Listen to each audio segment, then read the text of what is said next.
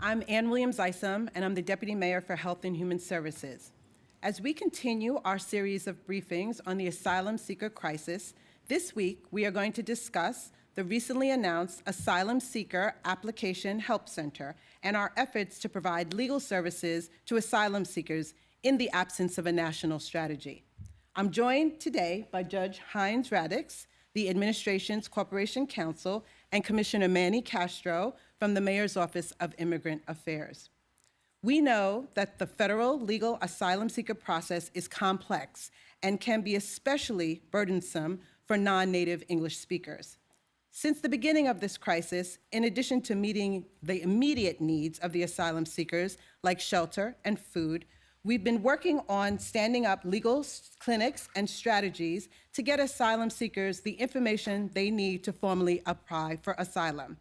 In March, when we announced our Road Forward Blueprint, we talked about the importance of scaling up these legal strategies. So today and yesterday, we were happy to announce that we are in the process of doing that.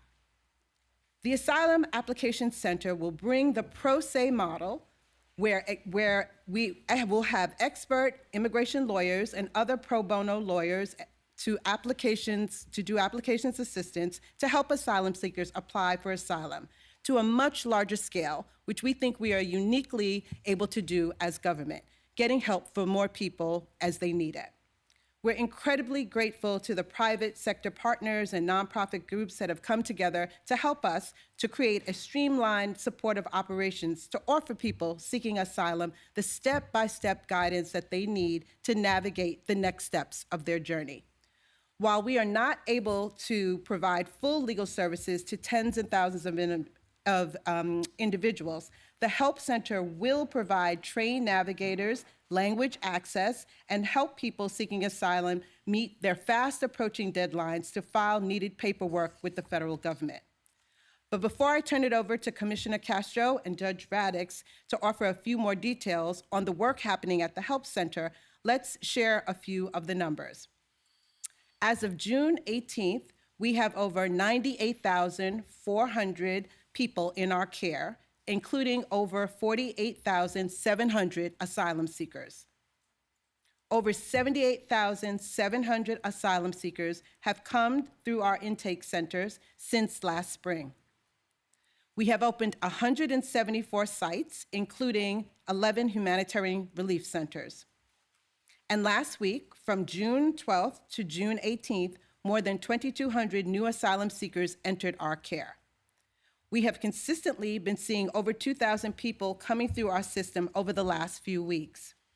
I'll now turn it to Judge Radix for a few details about the Help Center. Good afternoon, everybody. I'm Sylvia Heinz Radix, the Corporation Counsel for the City of New York, and I thank you, Deputy Mayor, for asking me to join you here today. So as the Deputy Mayor has discussed at these briefings, the city's response to this unprecedented humanitarian crisis has been very collaborative. We've had collaborative efforts with many parties lending their assistance, including many of our city agencies, nonprofits, community organizations, volunteers, and the faith-based community, as well as many others. The Asylum Application Help Center represents another comprehensive measure taken by the city to respond to this humanitarian crisis and will provide much needed assistance to asylum seekers as they forge their path towards self-sufficiency. The federal asylum application process can be a daunting task for new arrivals, and there is a need to assist these individuals in filling out the applications. The deadline for many asylum seekers to complete their applications is fast approaching. They cannot apply for work authorization until their asylum applications are accepted as complete by the federal government. To all the qualified attorneys and non-attorneys who are thinking of assisting, please apply, join us, and help. Your expertise is needed. You will be making a tremendous contribution to the asylum seekers who are seeking a better life and to the city of New York. We're always asking law firms to donate, to give pro bono time, and for associates and paralegals to support this critical effort. I applaud those who are helping in this effort, and I am proud of the contributions made by the law department in facilitating the agreement to bring this excellent effort to fruition. Thank you so much, Judge. Commissioner Castro? Thank you so much, Deputy Mayor. Good afternoon. I'm Manuel Castro. I'm the Commissioner for the Mayor's Office of Immigrant Affairs. I am here to say that I am incredibly proud to be working with my colleagues in city government under the leadership of Deputy Mayor Ann Williams-Isom, under the leadership of Mayor Eric Adams. Very proud to be in partnership with many wonderful nonprofit organizations, law firms, volunteer groups to launch the Asylum Application Help Center and the Asylum Seekers Legal Assistance Network. This is yet another way New York City is stepping up during this humanitarian crisis in the absence of a national strategy in support of asylum seekers. So just to contextualize the situation, the current federal system does not provide free court-appointed legal counsel for asylum seekers to pursue their immigration cases. Instead, they are essentially left on their own to navigate an incredibly complex, and many would say broken, immigration system. So the current federal process for the nearly 80,000 asylum seekers who have arrived in New York City over the past year is to, on their own, find legal representation in New York City, a service that could cost tens of thousands of dollars in the private sector. This means that asylum seekers, most of who arrived with nothing but the clothes on their backs, have needed to look for legal support through nonprofit organizations or government-funded programs, or to somehow complete and submit these immigration forms on their own. With the federal system in place, leaving asylum seekers to fend for themselves, this has resulted in, understandably, delays in submitting necessary paperwork, prolonging instability in the lives of asylum seekers, and dependency on city shelters and other services. Now, I want to be clear. New York City has, from the beginning, provided legal services to newly arrived immigrants while also serving longstanding immigrant New Yorkers. New York City invests more than any municipality in the country in free legal services for our immigrant communities. We fund most of legal service providers in New York City, which served thousands of newly arrived immigrants and immigrant New Yorkers in the last year, despite the unprecedented nature of this humanitarian crisis. The efforts announced yesterday, and which we'll be discussing today, will ensure that thousands more asylum seekers will receive much needed assistance and support in completing and filing their asylum applications. In addition to the Asylum Application Support Center, we will achieve this by establishing an Asylum Seeker Legal Assistance Network, a funded network of nonprofit organizations that was part of our blueprint presented earlier this year. This will include steady immigration information and orientation sessions for asylum seekers at the Asylum Application Help Center, self-help training on topics such as how to complete an asylum application for asylum seekers and those who are supporting asylum seekers, such as frontline workers, advocates, and volunteers, as well as one-on-one screenings, brief advice, and pro se application assistance for asylum seekers. Services under this network have been piloted since the start of this year, and we have already provided thousands of asylum seekers with support. Lastly, I want to also encourage everyone who wishes to be part of this effort to apply to work at an asylum seeker application center and to plug in to many of the nonprofit organizations that we're supporting through this initiative. We are grateful to all our partners and look forward to this growing effort in the coming weeks and months. Thank you so much, Commissioner Castro. We, as a city, are making investments, and private sector and nonprofit partners are stepping up to join us in what we know is a national crisis. As with our localized decompression strategy, we are acting in the absence of a national coordinated effort. We are doing the same thing with this legal help center. The federal legal process is complex, and we know that with skilled assistants and professionals, we will help to get the asylum seekers what they need to take that next steps towards real independence. If you want to join this effort and help us staff the health center, please visit temppositions.com/asylum-project. We have open positions and welcome your help in this important work. We also have volunteer opportunities too, and we encourage people to please visit www.nycservice.org/asylum support. Before I open up to questions, I want to reiterate that this humanitarian crisis is a national issue that requires a national response. We all know that. We are leading by example in New York City, but we are once again calling on the federal government to bring forth a coordinated strategy on decompression, on asylum seeker application process, on work authorization, and expanding federal financial support for effective cities. If we come together, we can respond to this crisis, but it will take everyone at all levels of government. With that, I'll open it up for questions. On-topic questions? Ethan? So, in the announcement yesterday, I believe it was $5 million that was being put towards legal service providers. I know the comptroller and Councilmember Hanif asked for $70 million in this year's budget. The New York Immigration Coalition wanted $10 million.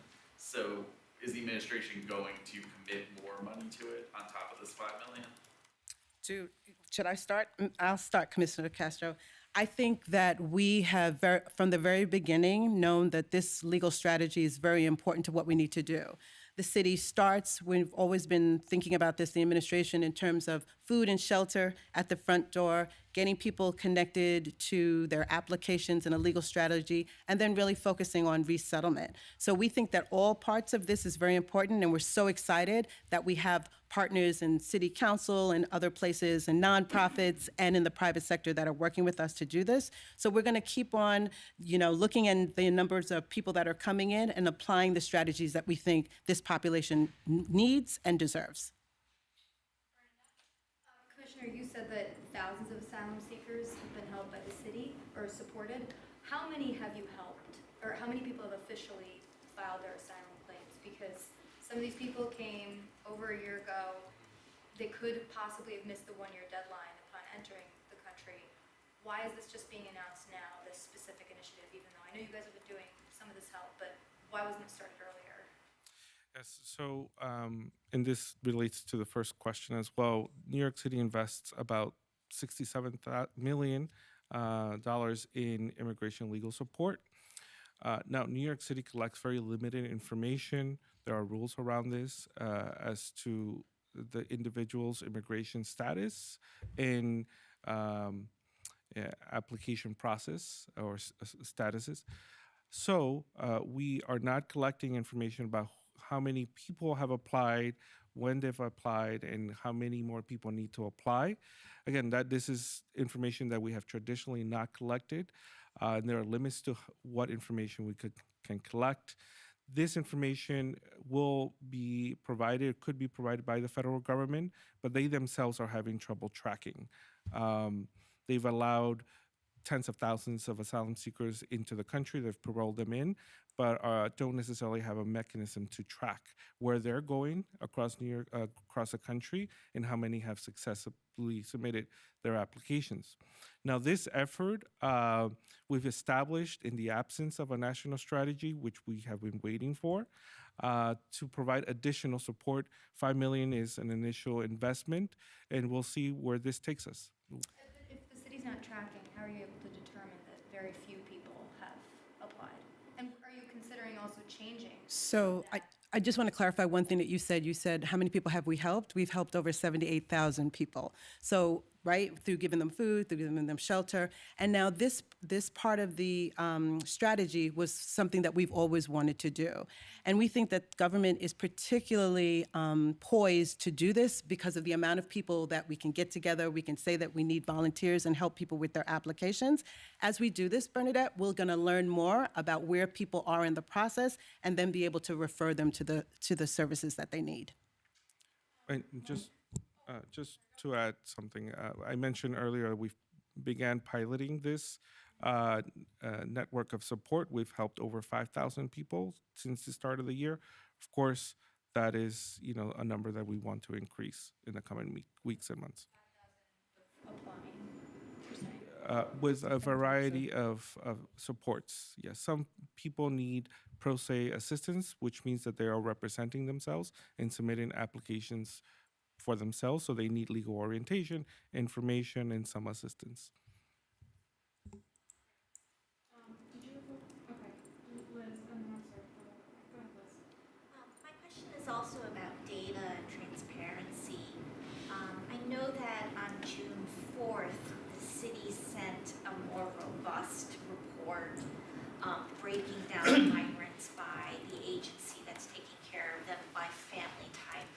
But I still hear, though, from council members and advocates that they'd like even further breakdowns. And one question that is on their minds and also ours is there any way that the city could begin reporting on the number of children that are in the system as a way of, letting council members, understand like what kinds of services in terms of education and childcare the city should.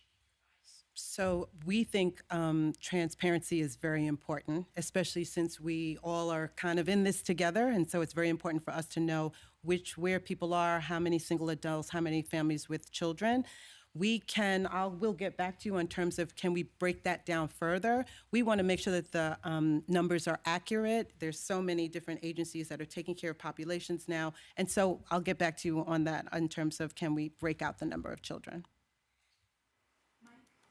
Oh, hey, sorry I was late. I get two questions, and if you covered this in the beginning, apology. But one of the criticisms, from the Immigration Coalition on the center you guys announced yesterday was that it wasn't soon enough, and I was wondering if you could maybe talk about what delayed it and what some of the obstacles were you guys had to kind of getting it up and running. Like, I mean, that was, people said, it's not enough money, et cetera, but the timing was also kind of something people pointed to as what they viewed as problematic. So I was wondering if you could address that. So I really think that this is a all hands on deck moment. And I've been very proud at the way that the administration has responded to this crisis and the fact that we've had over 98,000 people who are in our care and no one is sleeping on the streets. And I think we're doing a really good job of getting an understanding of what people need. So I wouldn't necessarily say that it was late or it didn't get up. We announced this in our March plan, that the next steps and the very most important next steps in this crisis would be to see if there was some way that we could slow down the front door of the system, get a decompression strategy so that we could provide some relief to the system, focus on legal strategies while they're here, getting volunteers together, finding the place for it. We talked about starting an arrival center, a 24-hour arrival center, so that we could keep better data and that we could know where people were going. And then the next step of this is going to be really focusing on resettling people outside of New York City. I say to people all the time, I don't think of this as a homelessness crisis. I think of this as an immigration crisis. And so we have to find a way to have that long-term view of what's best for people. So that's the way that I would answer that I'm very proud of the way the administration has addressed this crisis. And can I just add? But yes, Manny wants to add, sorry, I went on too Deputy long. Mayor, and like I said in my remarks, we've had existing immigration legal programs that were being used to support asylum seekers, newly arrived immigrants. We don't make a distinction between folks who have been here for a while, longer term, and those who are recently arrived. So many of the asylum seekers that arrived in those earlier months did tap into our legal service providers who we fund across New York City, and which is a free service and a service that we provide as a city. And like I said, we invest over $60 million, and we're very proud to be the leading city in such efforts. Part of what we've been saying is that this is yet another responsibility of the federal government, as this is a federal issue. Unfortunately, we've needed to step in now and support asylum seekers with their legal needs, because the federal government has not done so. And again, we're going to lead and set an example, as the deputy mayor has said, but it's not unsustainable. We have over 1 million non-citizens living in New York City. We couldn't possibly provide free legal assistance to everyone that needs it. But as the judge mentioned, asylum seekers are up against a deadline, which is why we're now needing to support them in an emergency crisis. I don't think we have any more questions on WebEx. Do you have a follow-up? Just one more, if you don't mind. There's a hearing in the city council today that talked about right to shelter. There's a bill in particular that aims to apply the right to shelter law to HERCs, which I think Zach Iskel said was performatory or performative at best, and at worst, that there's, it could be worse than that. For the court counsel, is there, what do you think of that bill? How do you respond to kind of this idea that should be applied to HERCs, and why isn't it already? I don't have thoughts about that bill and whether it should apply to HERCs. I know you're talking about the whole Callahan issue. It is currently something that we are in litigation on, and because of that, I'm not going to have a response for you, but I believe that you know our position based on the papers that we have filed with reference to what the city's position is on the right to shelter. Okay, last question, Matt, because we don't have anyone on WebEx. Deputy Mayor, 3 weeks ago, I asked you the extent to which people have filed for asylum, and you said very few.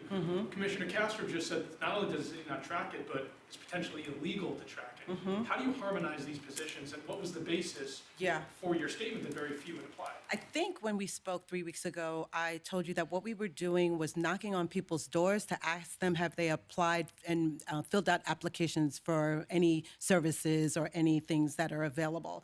We took that data and we found that not that many people have applied for any of those services.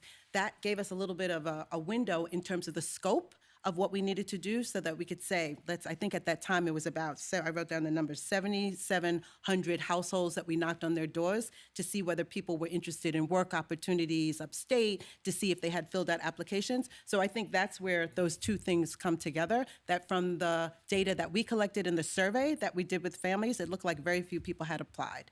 But we're going to get a lot more information now, which is why I'm very excited about the Help Center, because then we'll be able to see who of those 7,700 families we're going to come to the Red Cross. They'll be there Monday through Fridays, 9 to 5. We'll be able to have the supervising attorneys that are there and also the asylum assistants. And we'll get a lot more information about who has done what. And then if they need more help, we'll be able to refer them to the help that they need. So I'm very excited about this. What statute prohibits data collection, Commissioner?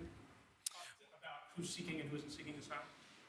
Well, this is I think more so it is what the city's obligation was. The city's obligation was to shelter. We, the city, didn't have an obligation to provide legal representation, and therefore that was not an approach that we were taking, because it's not the obligation of the city to provide legal representation for the folks who are coming in. There's no statute prohibiting that data collection, right? No. It may not be a prerogative of the city, but there's no statute that says we cannot collect. We'll get back to you. Thanks so much, I appreciate it. That's all the time we have. Just to clarify, you guys did. Bernadette, that's all the time we have. Are we done? You done? Thank you. the network, the Asylum Seeker Legal Sorry. Support Network. We have been working with them, and we have served over 5,000 people since the start of this year. Yes. Yes. So this is the network that I mentioned.